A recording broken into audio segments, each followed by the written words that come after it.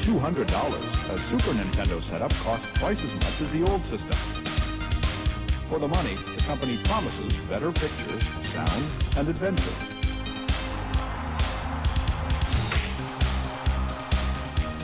Now you're playing with power, superpower.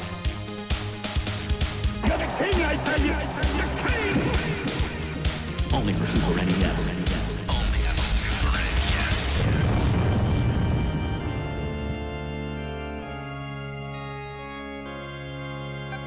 You're listening to the SNES podcast with your host, Soul Blazer.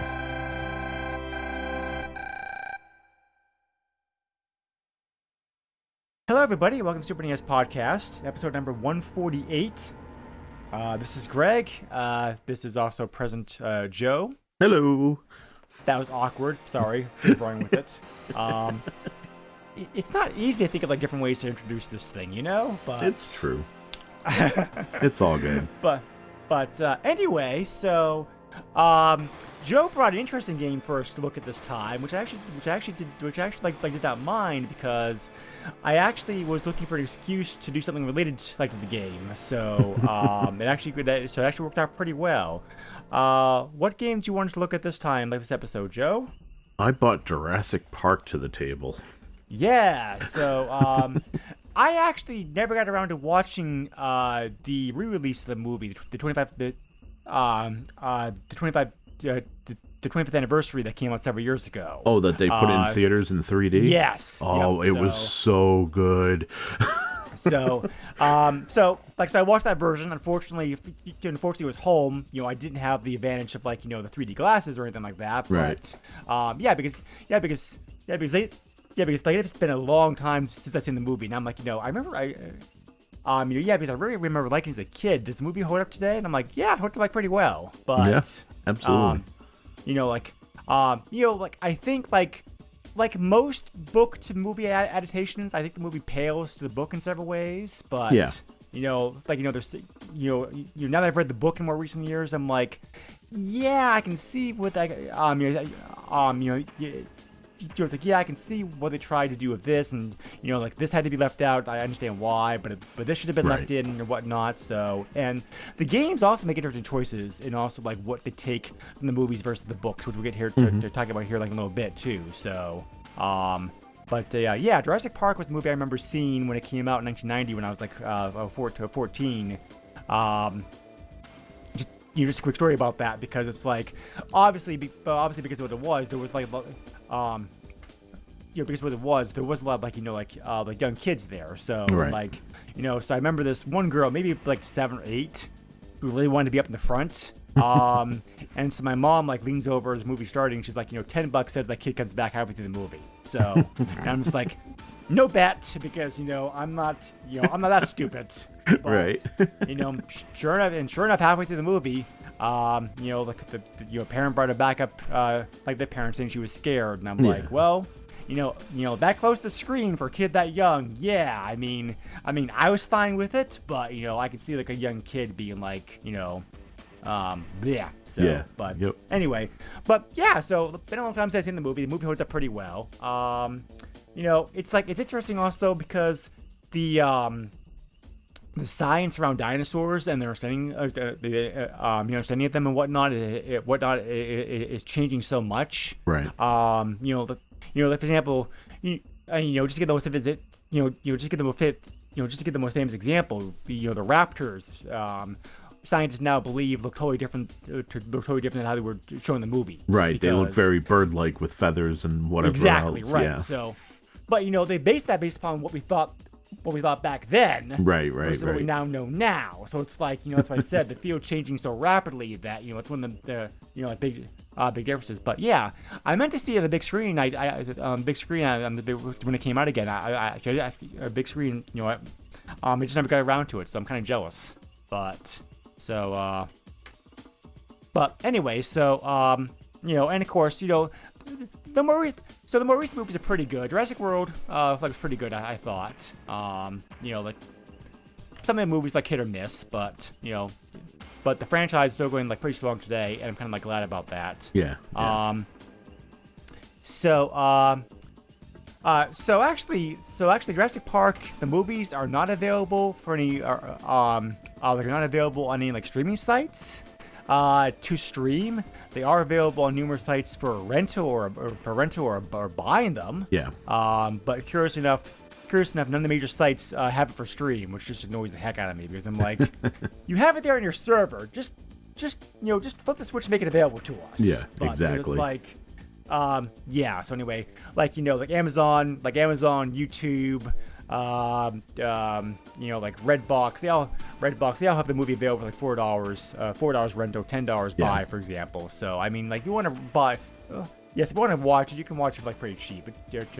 It's just frustrating just frustrating that it's not available for any like streaming stuff. But so anyway, yeah, so it's like, I totally had forgotten that Laura Dern was in the movie too, because I remember her being in, was it Star Wars Episode 8 that she was in? Yeah, she showed up in 8. Right, yeah. So I'm like, damn, yeah, I forgot about that. But anyway, so like the franchise, there have been a lot of Jurassic Park games made over the years. We could do a whole podcast just talking about that, in and of itself. But yeah. There have been numerous games made over the years. And again, like the movies, mixed qualities. Mm-hmm. I did buy last year, however, on sale, and I've not spent a lot of time with it yet. I really do need to get back to it. Jurassic World Evolution. Have you played that one, Joe?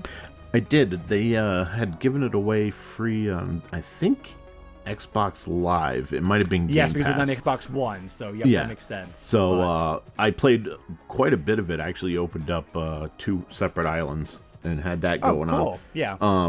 So I was playing it for a bit, but then I just realized that all the DLC that they had was for different dinosaurs and whatever else, and I really picked up right away that it was basically a cash grab. Right. And that just kind of pulled me out of it. So, I mean, the basic game's fine, but it's you're looking for certain dinosaurs and you're expecting certain dinosaurs to be able to become unlocked, and you find out they're stuck behind a DLC paywall. It's kind of especially when it's a $60 game to begin with, and then each, sure. Each right, DLC pack is $10, and I think they have there's 8 or 9. It's like The Sims. It's pack upon pack upon pack upon pack that does basically nothing, so. Well, the good news is that, so I agree with you. I bought the game, so I bought the complete edition on Steam because nice. The last DLC for the game actually came out about a year ago. Okay. So all the DLC for the game's out now, and that last DLC is very good because that last DLC actually is quite meaty. It goes back to the original.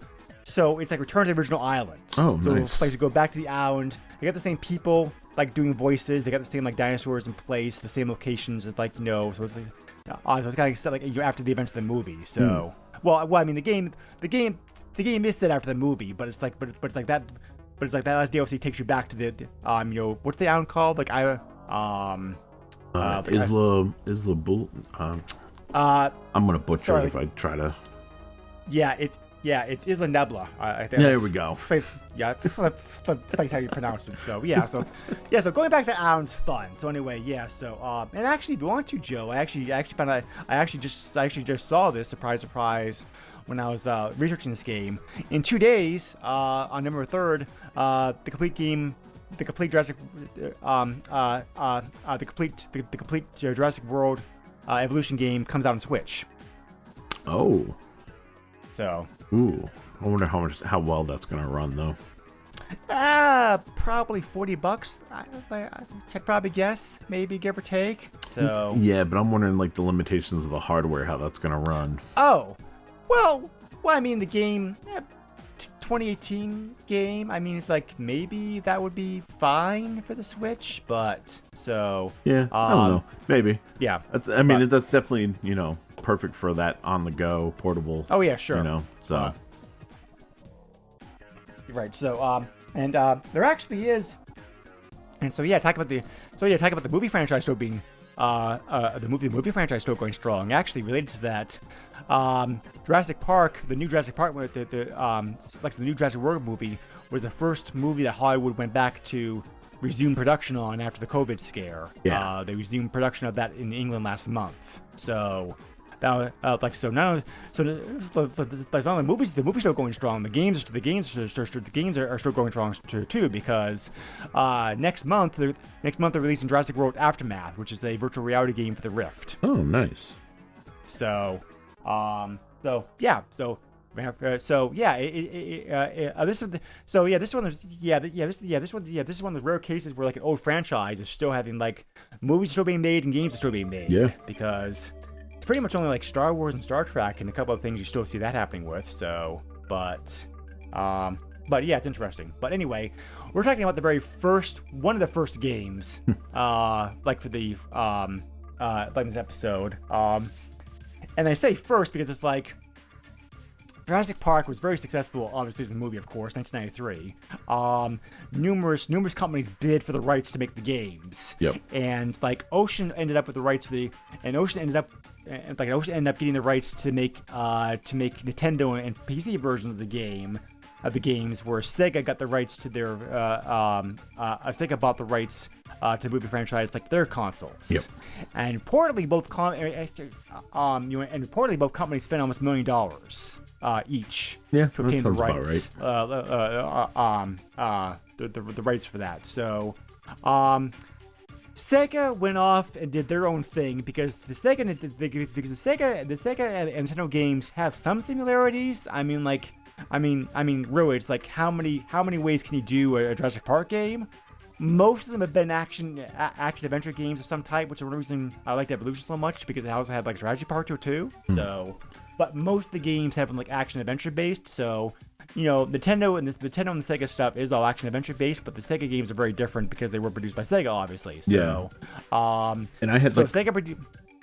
Oh, sorry. I was going to say I had like a weird experience because I had the Nintendo and Game Boy ports, but I also had the Genesis version, and it's like they're very different.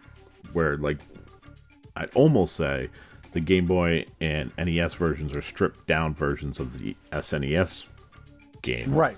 Yeah. Where the Genesis was kind of ballsy, where they were the action platformer, but not only did you play as Grant, but you'd also be a raptor for I think it was like 5 levels you get to play as the raptor. And that was always fun, just to pop it in and go chew on some humans. Right. So let's talk about the Sega games like real the Sega games here like real quick, because it's kind of interesting. Yeah. Sega did not develop all the games themselves. They did develop the Master System version of the game, the Game Gear version of the game. They also developed the Sega CD version, which I did not know about it actually existed until this. Oh, dude, that's horrible! It's a bunch of mini games that make no sense. It is. It's horrible. And so Sega also produced like an arcade game, which I remember being like very good. Yes, that's fun. So the Genesis version, however, was actually developed by Blue Sky Software, which was actually founded by a bunch of people who used to work for the television back in the day. So, and yeah, the Genesis version does get like very high marks. So and it has the very memorable part when you boot it up where the T-Rex goes Sega. Oh yeah, which is fantastic. Right. So Ocean developed the Nintendo, the Game Boy, Super NES, and the PC versions of the game. The Game Boy version is just simply like a watered down version of the like the NES version, like the game. Mm-hmm. So they actually had different teams working on the Nintendo and Super NES versions at the same time, because they're actually not ports. There are similarities. Right. But Super NES game definitely has things that the NES version did not. Right. So like a whatnot. And the PC version is also like pretty close to Super NES version of the game as well, also. But so Ocean Software, like we haven't talked about yet, like this podcast. Ocean was a very big developer development publisher during the 80s and 90s. They were around from 1983 to 1998. They were based in Britain, so Ocean definitely had more of a name in Europe compared to the U.S. However, a lot of their games didn't make it over here to the States. So they developed for a lot of different computers and platforms. The Spectrum, the Commodore, the Commodore, the consoles, the arcade. They made a lot of games. Most of the movie licenses, with like varying quality, because usually it's like the biggest problem with making games based on movies is usually two things. One, it's like you're on a very tight time frame usually to get the game out, which we're going to talk about here in a bit, because that affected this game as well. And two, you're also left like the question of like, how do we turn this movie like to a game?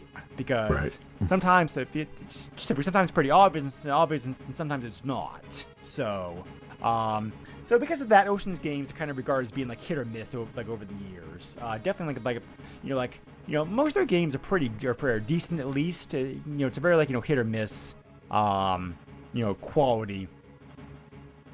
Like their games over the years for sure. So Ocean ended up being bought out by Infogrames in 1998, which is now like Atari today. But the actual license, the actual rights to all the Ocean games was actually bought by Bandai Namco back in 2009. So Bandai Namco actually has the rights to all the Ocean properties these days. Interesting. That was interesting. So, so it got merged into their Bandai Namco Entertainment UK company. So, not they've done anything with those rights as far as I can tell. Right. But as you may know about, Joe, they also developed two WWF games as well. Yes. WrestleMania and European Rampage Tour. Yeah, WrestleMania I knew about. European Rampage Tour, I believe, was a DOS game. It was for Amiga, Atari ST, Commodore 64, and DOS. Okay. Yes. So. Yeah, because at least WrestleMania, I don't know if they did the console ports, but I know they did also, again, the European ports for like the Amstrad and stuff like that. No, they only did the computer versions. Okay. Yep. So, but it was, well, I want to say Acclaim, but I know that Acclaim actually didn't develop the game. Right. They just published. Right. So, yeah, no, I've looked it up later on. But anyway, Ocean I always thought more of a computer company, but they did make some games on consoles, and this is certainly like an example of it, because like I said, Ocean, and so this game was a high priority for Ocean because they had spent a lot of money on the license, right? But they still ran into challenges because the challenges making the game, because it's they knew that because they knew pretty early on what they wanted to do. However, they had to bring on extra people with work on the game, which kind of hurt development a little bit, I think, because you have the people on here who not really totally skilled. Also, the game was developed in time with the movie. It actually was timed to come out very shortly after the movie's release, with it coming out in the UK and North America in October 1993, right after the movie, and coming out then in Europe in December, and then finally Japan got it in June of '94. So they did get a worldwide release. But so there's some differences between the movie and the game because it was developed at the same time, of course, obviously. But a big budget, rush development schedule, trying to bring on extra people in the game. They wanted to have the game very graphically intense without having to use super FX chip. So a lot of stuff came together, and we'll talk about how well that actually worked. But that's actually one of the reasons the game being developed as it was. Also, at least in the U.S., there was also a contest connected with this game, the Great Dino Egg Hunt, which you can see if you look at pictures of the boxes of the games back then, for example. you may have noticed playing the game. There's some. Every now and then you'll find like a weird letter, a weird letter on the ground, just like shaped, just like an H or an A or something. Yeah. That seems very out of place. And like, what the heck is this doing here in the middle of nowhere? But, well, that was for the contest. So, you had to find all the letters and then decode it correctly to reveal a message. And once you realized what it was, you had to like send it into Ocean, like for the to be entered in for a you to be entered for a chance to win the grand prize. Huh. So the secret message was Dr. Horner. That's a reference to a I'm not sure how to I'm not gonna mess it up. Dinosaur scientist. Dinosaur scientist. Planetologist, a paleontologist. I'm sorry for saying that wrong. Jack Horner, who was a consultant on the movie.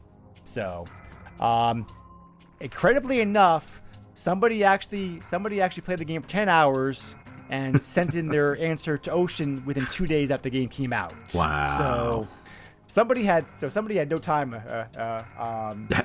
had a lot of time on their hands. Wow. And for being the first one to find it, he got $5,000. So, well, I mean, I guess it was worth it. Especially back then. Right. Because I assume this was a teenager who found this. It's right. Like, if it was a kid or teenager, that's like whoa. That's, but yeah. So so the game itself is, like I said, it's inspired by the NES version of the game. It definitely has a lot in common, like the NES version of the game. The game's divided.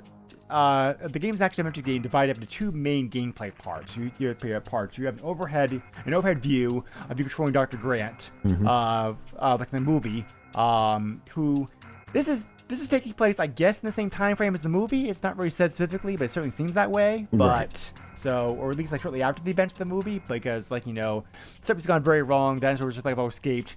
You're trying to escape. So half the game you're moving him around the park, trying to do things. The other half of the game is played through a first-person perspective, with a very Doom-like perspective. Actually, I was strongly reminded of Doom playing that version of the game, because it's like, yeah, this is what Wolfenstein / Doom looked like back then. So, it's very, like a very first-person intense area, going through buildings, trying to find to do certain things in there, and right away, this is one of the game's weak points. I thought the game never really makes it clear exactly to you what your goal is. Right. You're just like, you obviously like you want to escape. You figure that pretty fast, but the game is dumped into the game with a very crappy and very short intro with no indication of what you're actually doing.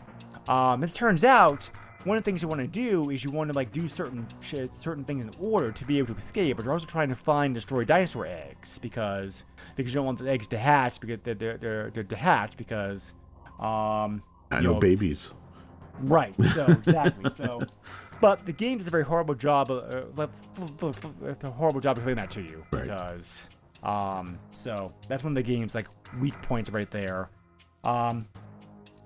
I never played this. I never played this back in the day. I remember seeing the game being played. A friend had it, so I remember thinking it looked okay back then. So what made you decide to decide to cover this game? Had you already played this already? So I had no experience with this game. Like I said, I grew up with the Nintendo game, the Game Boy game, and the Genesis game, and I just wanted to see how this was different than the ones that I was familiar with. Mm-hmm. I was actually quite impressed with this game. Yeah. I was actually surprised. Yeah. The graphics look alright for what it is. And yes. The Mode 7 opening, although kind of cheesy and very limited, where it's just the spinning, island with the Jurassic Park logo, it shows, what the console was able to do. It very much reminded me of Zombies Ate My Neighbors, the way that you move around in the top I can see view. that. Yeah. Yeah. I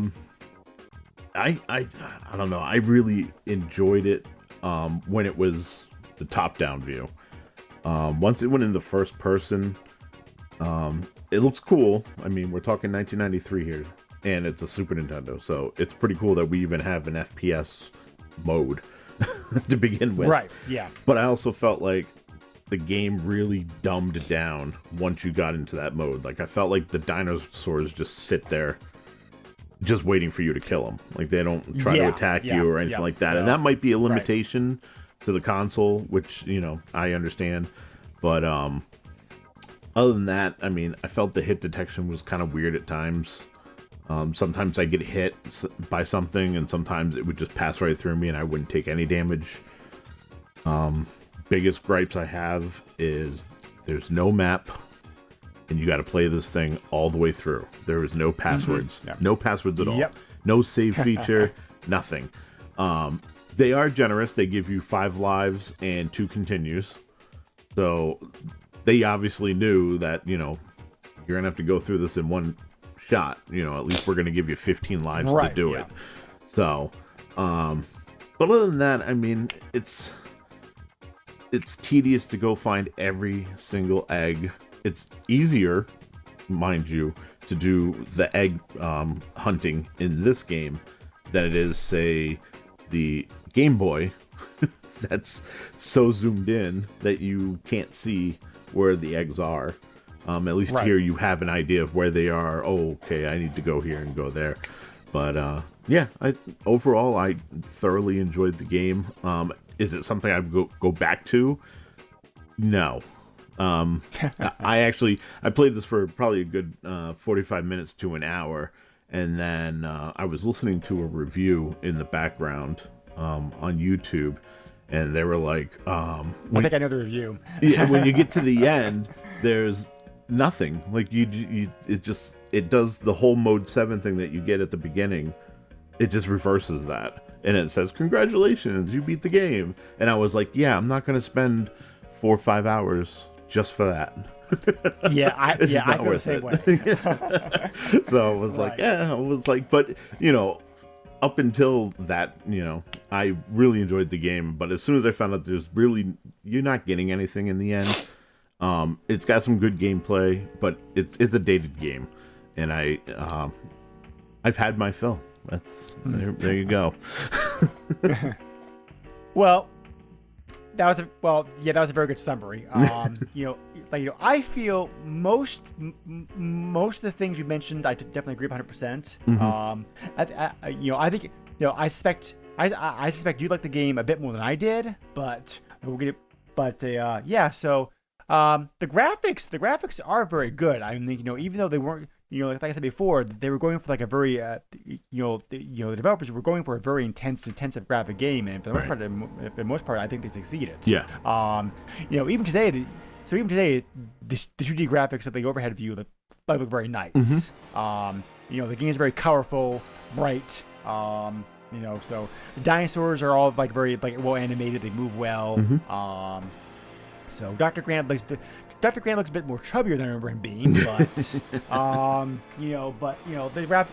2D graphics themselves are very nice. Right. So it's like, and in this part of the game, you're just basically going around the park. As you proceed through the game, as I mentioned before, there are objectives to do in this game to proceed, which the game again does not tell you what they are, not one bit, but you're going around the game.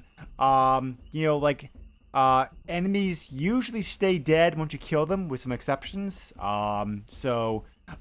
have a cattle prod to start off the game with, which is a decent weapon. You can use it for several seconds before it has to recharge. It's very good against raptors and some of the other weaker enemies. But you also get some. You can also find in the course of the game, either outside or inside the dungeons, 5 other kinds of weapons. Tranquilizer guns, shotguns, bolas, gas grenade launchers, and missile launchers, which is overkill.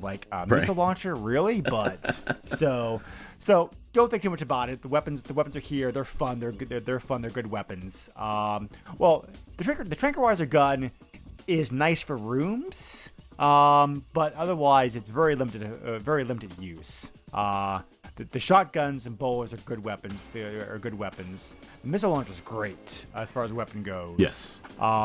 So you have a health bar which you can like replenish like with like food and first aid kits. So you also as you walk around the park, you also can buy motion sensors, which you can activate to get like tips in the game by talking to the people. Like you're talking to the people, on the island, like from the movie. Although if you know the movie, some Right. people are giving you like bad advice. Right. So you got to be careful like about that. So. One interesting thing in the game that I actually found out by accident when I let the game pause for a while. Mr. DNA, the character from the film, will show up on screen if the game is paused or idle for too long. To give you dinosaur facts, which I thought was like a cool like, Easter egg Nice. thing. So, and you are required to find and presumably destroy a number of like number of dinosaur eggs, like on the maze. You can't actually beat the game and leave the island until you found like all the eggs. I believe it's like 18 eggs total, maybe 20. I lost track unfortunately. But it's a pretty. The maze is pretty. The maze is okay for what it is. I mean, like there's jungle in this part, Bowie's like another part, etc., etc. So,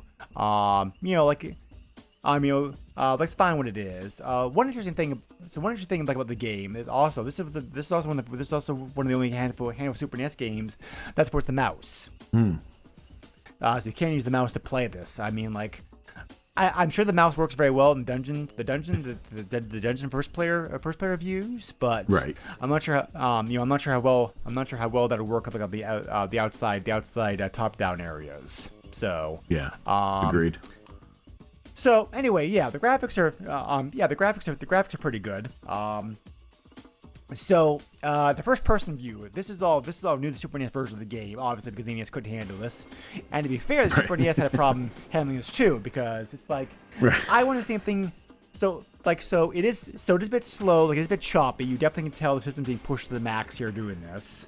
I had the same thought you did, Joe. I think the reason the dinosaurs don't attack you is because the system can't handle it.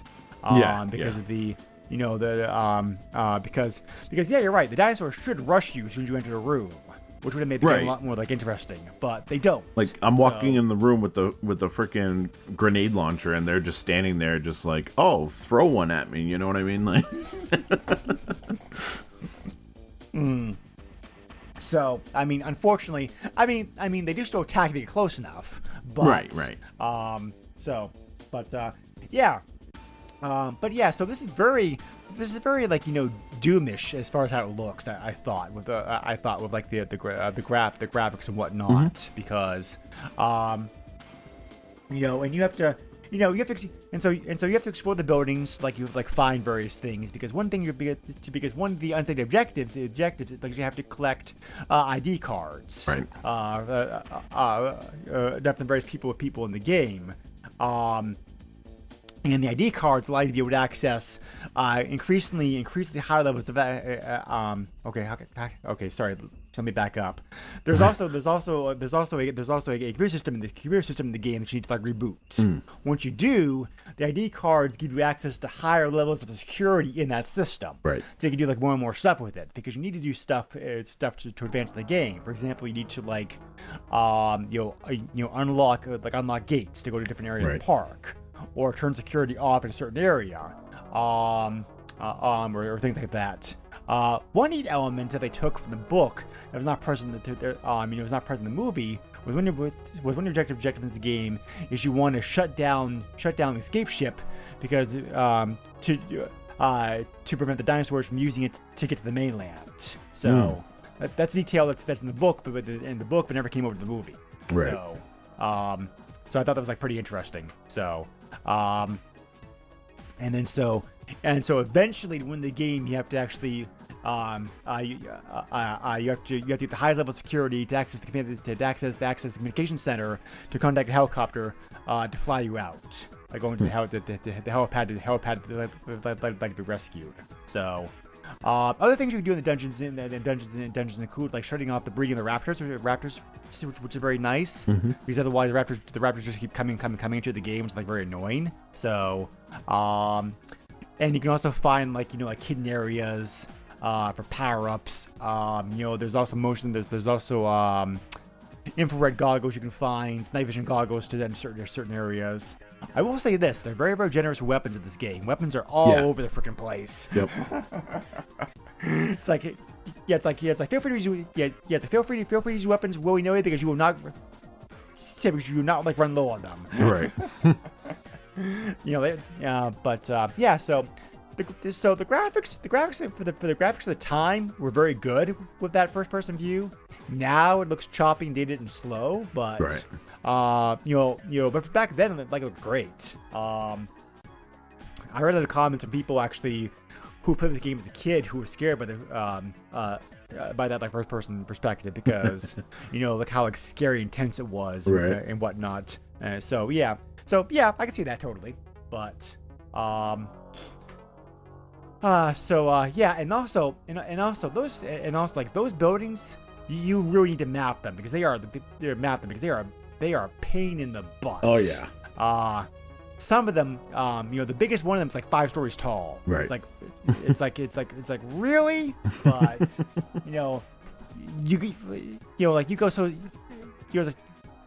like so slow going through them, but and in certain areas you have to like backtrack and go back in again later on in the game to proceed. Yep. It's like, it's very, very frustrating. Yeah, that was one of the cons that I found with this game. Like, how do you have a first-person setup like that with 5 floors that you got to traverse and no map system at all? Not even on like the pause screen. Like, yeah, you know what I mean? Right. So yeah, but so. Definitely. I mean, like standards now versus then. Right. I mean, but still, it's like, one of the viewers like this game commented, I'm gonna give credit to who actually wrote this. I apologize. There's no name given on here. I don't know who wrote this. So I'm just gonna say this phrase that I really liked.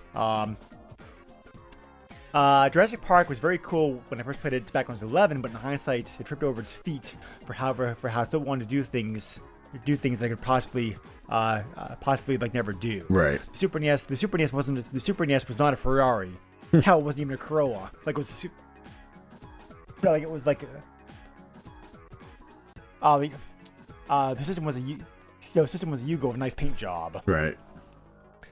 So it's like, yeah, it's pretty accurate. So anyway, the music of this game, however, is very good. It's a very good soundtrack. Yes.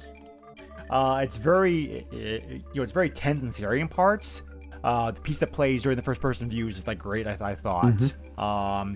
The biggest knock of the music for me is like it would change randomly for like no reason. It seemed like right. Because they have the music theme to like like this music plays for this area, this music plays for that area. That's fine, but the actual differentiation between them is like very like picky. So it's like why is music? Yeah, so it's like why is music? Yeah, so like why is music? The music changing. I haven't like got anywhere yet. So it does not make any sense. So, but anyway, good soundtrack. I don't know why they couldn't use it. I don't know why they couldn't use it. I'm not sure why they couldn't use using the John Williams soundtrack. I'm sure that's the licensing issue. Probably, yeah. I was just gonna say they probably didn't get the license for it, but I mean, as you said, they spent $1 million on just a Jurassic Park license. They'd probably have to spend another, $500,000 to $1 million just to get John Williams music. You know what I mean? Yeah. So, but anyway, the actual difficulty of this game is very hit or miss.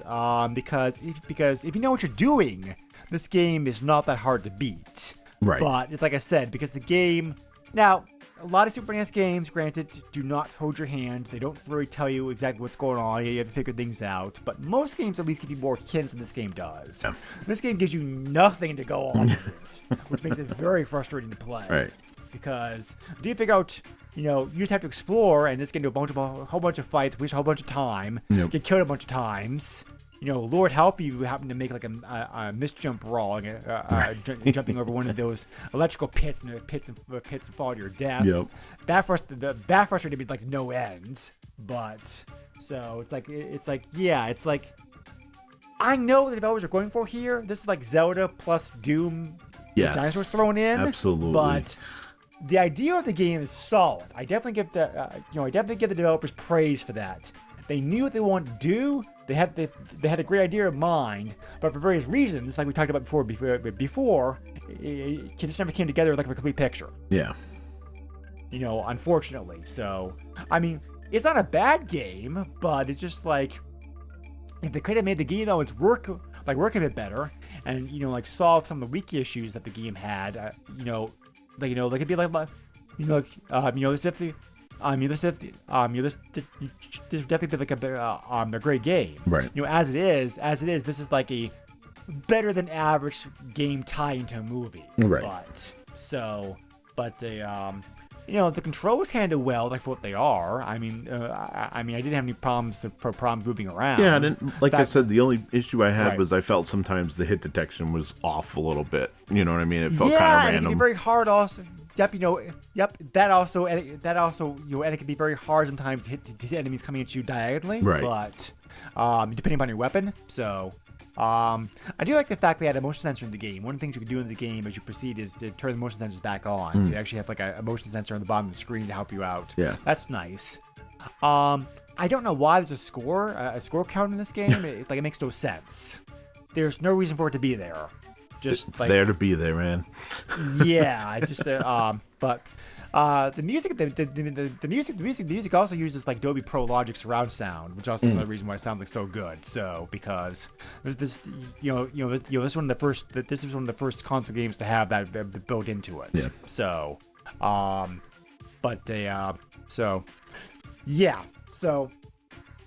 and like you said, it's like, why they did not put either in a battery or a passive feature for this game, I have no freaking idea. It's like I thought that was bad enough.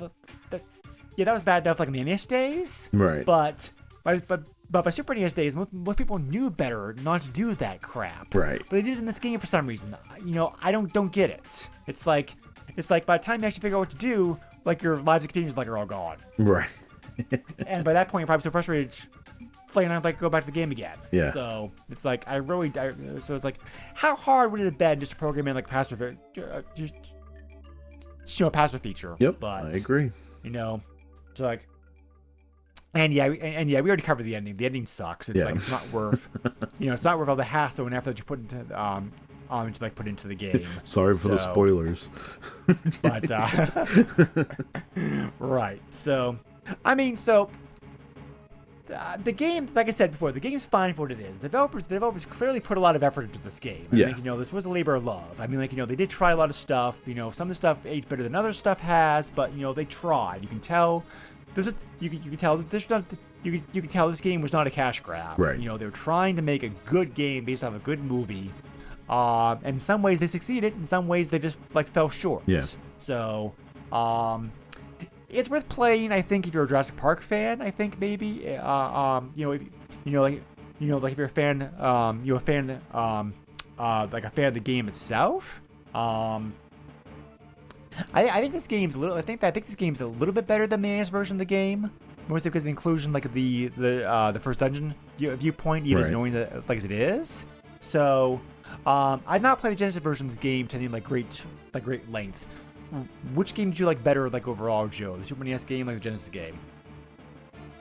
I actually think I enjoyed this one a little bit more, only because there's more exploration. It's got the BS of no password, and you don't have a map, and the maps are huge and whatever else.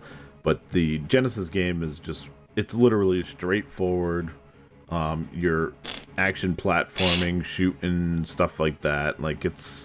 It's one thing, and once that one thing is done, your only other option is to become the raptor, and then instead of shooting, you're just lunging at things. At least Right. this here, you have the option, multiple different weapons to use, as well as the first person, which isn't the best, but it still mixes up the gameplay enough to where I would probably come back to at least attempt to beat this one before I went back and tried to beat the Genesis one, mainly because I know if I put 45 minutes into the Genesis one, I'm going to beat it. Yeah. Yeah, it's interesting you say that because actually Game Informer back in 2012 did a comparison of the two versions of the game, and they actually concluded the Genesis version of the game was a bit better. Yeah. So, but yeah, everybody's perspective on things varies, of course. So most reviews of the game when it came out were either like middle to high. The game actually reviewed like pretty well. Just to give some review scores from back in the day. Edge gave 6 out of 10. EGM gave it 7.25 out of 10. Entertainment Weekly gave it like an A-. GameFan gave it 93%. GamePro gave it a 4.5 out of 5. Nintendo Power gave it 3.6 out of 5. So, pretty good reviews. Edge was kind of harsh. Edge was one of the magazine harshest on this, and I think their summary of the game really, I think, sums everything up very well and just puts a nice capsule point on everything you and I have been saying, Joe. Yeah.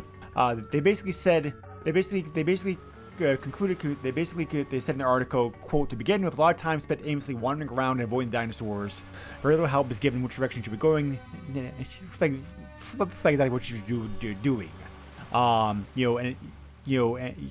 Slaney goes on to say, "Nevertheless, given the quality of most film tie-in, Jurassic Park is one of the better licenses. With slightly improved game design, with slightly improved game design, it could have been the best." Right. So, again, I think it sums things up very, very nicely. So most of the good things, the bad things they all comment on, like things already said. Right. Graphics problem solving. Curiously enough, 2 of the 4 people for EGM said the game was too easy, and I'm just like, what crack were you smoking? Right. But they must have had some hardcore game players like on their review staff back then. Right. That's crazy. Yeah, I would not definitely put this in the category of easy at all. No, as a matter of fact, IGN 2014 put it on their list like, put it on the list like top 10 Super NES difficult games. Right. Because of the limited lives, the game world, the eggs and key cards being scattered all over the place, and no save feature. So which are all things I 100% agree with. Yep.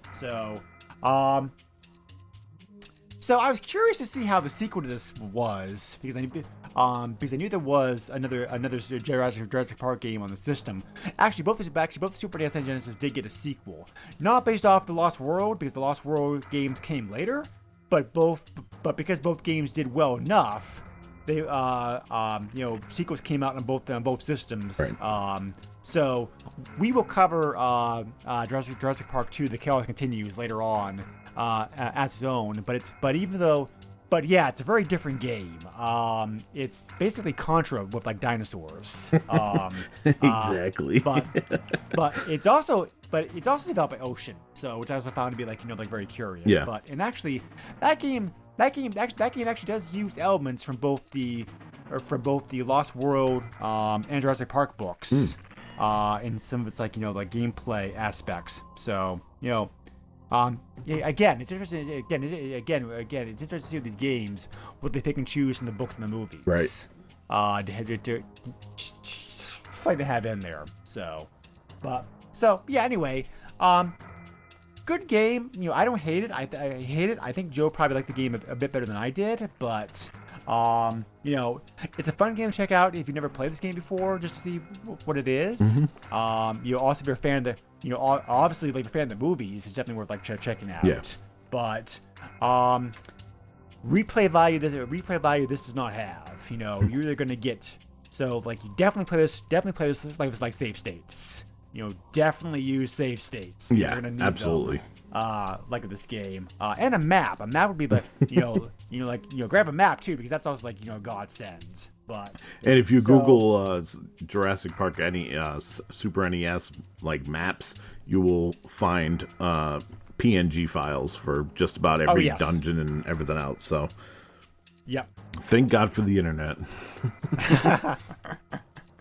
Oh yes, absolutely. So, so curiously enough, the long play of this game on YouTube, which is a very good coverage of it, is about what's his clock in at? Just over 2 hours. Okay. The actual speed run on this game is 41 minutes. Holy shit. Sorry. So, thinking about the fact that I spent that much time and I probably didn't figure anything out. Yeah, exactly. So, so there are some hints and tips. There are some cheats, glitches, etc. that this game has.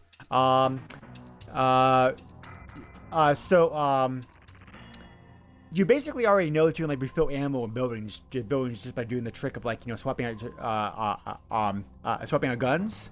Like for example, like in a room with like a you're in a room like with a bolo and a shotgun, and your bow's almost out.